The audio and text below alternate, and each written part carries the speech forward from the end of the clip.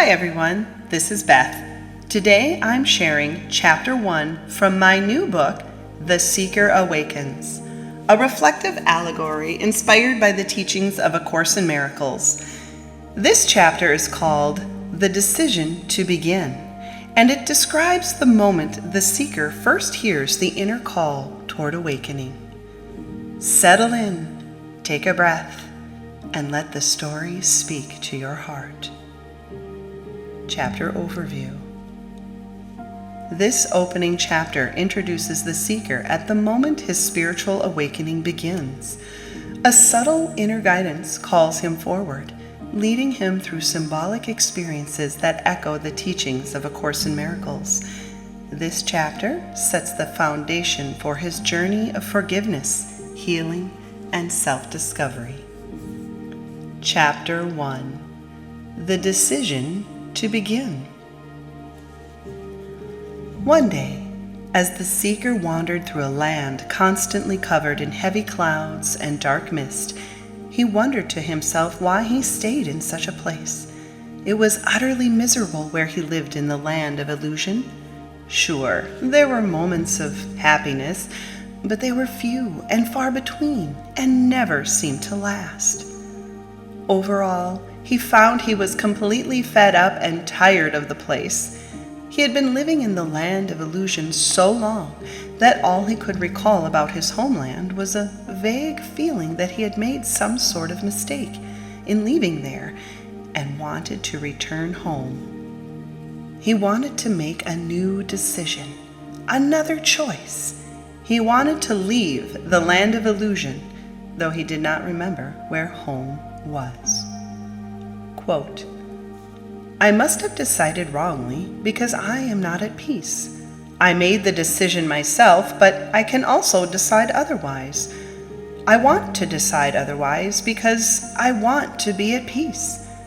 I do not feel guilty because the Holy Spirit will undo all the consequences of my wrong decision if I will let Him. I choose to let Him by allowing Him to decide for God for me. A Course in Miracles. End quote.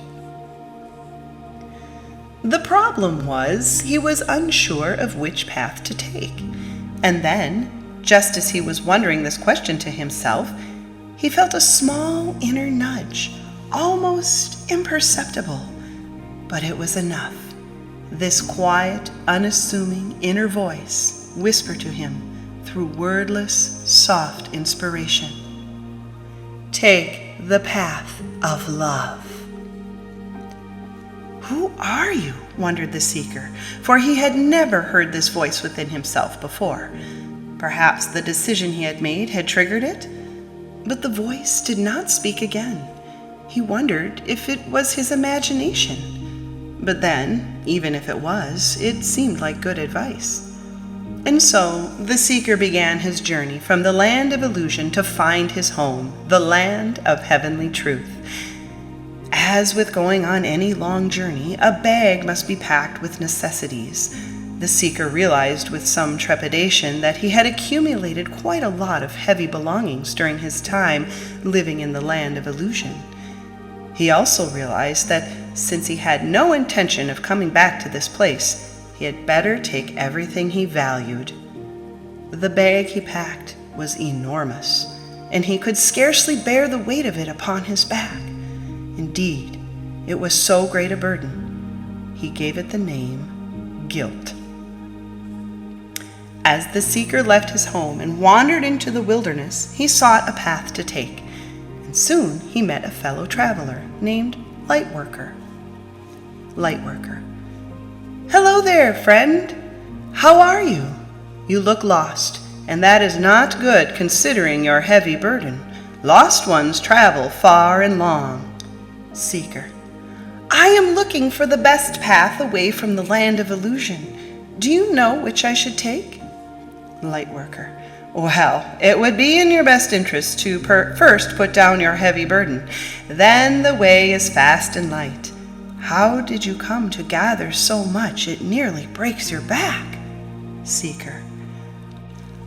I learned how to fill my bag of guilt from an old book I read and carry with me even now. It is said to be a guide for right living, though I find it a bit confusing. In it, I read that I am a guilty sinner and not worthy of God's love, and this burden has caused me much suffering, for I feel separate from the very God and the love I long for. Lightworker. Well, I know of one who can help you put that burden down, for as it is now, you cannot part with it. A burden like that does not dislodge easily. You will need help, and it is along your way. Seeker. Yes, please tell me the way. Lightworker. Do you see that faint light way up ahead through the mist and dark clouds? Seeker. I do not. How can I see it? Lightworker. Simply look beyond the mist and dark clouds. Do not pay them any heed. Look past, and you will see a small glimmering. Seeker. Yes, I can see it, faintly now. Lightworker. Good. All you must do then is keep your eye on that light, and once you arrive, there will be another who will help you further. Seeker. Thank you. You have been most helpful, dear stranger. Would you travel with me then? Lightworker. I am no stranger to you, but brother to all. And I am sorry, dear friend, my path leads here, within the land of illusion, for a while longer, for there are more such as yourself who need help in finding their way. And so the seeker pressed on towards the light, though quite a distance appeared between himself and it. Not long after he began plodding down his path, he heard footsteps following behind him, gaining on him. Soon he found himself in the company of two people from the land of illusions, doubt and disbelief. They peppered him with questions, trying to turn him back, though his journey was none of their business. Doubt. Why are you bothering to leave the land of illusion? Worse could be waiting for you on the other side of the shadows that surround our land. Seeker. I am at a point where I do not care, even if it is worse. I am willing to take the risk, and I am tired of the land of illusion. Disbelief. But how can you be sure you will find better? Where is your proof there is anything else? Seeker.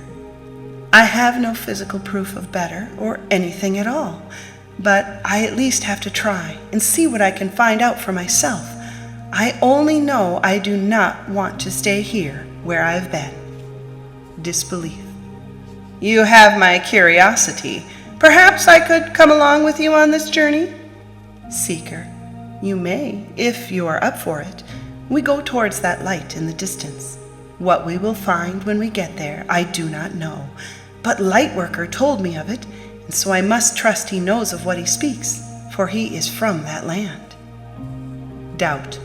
I have no desire to go on such a foolish journey. My home is here in the land of illusion, and here is where I shall stay. I fear you both are about to waste your time on a fruitless journey for nothing. And so the two went on together and fell into conversation about what their journey would bring them. Disbelief.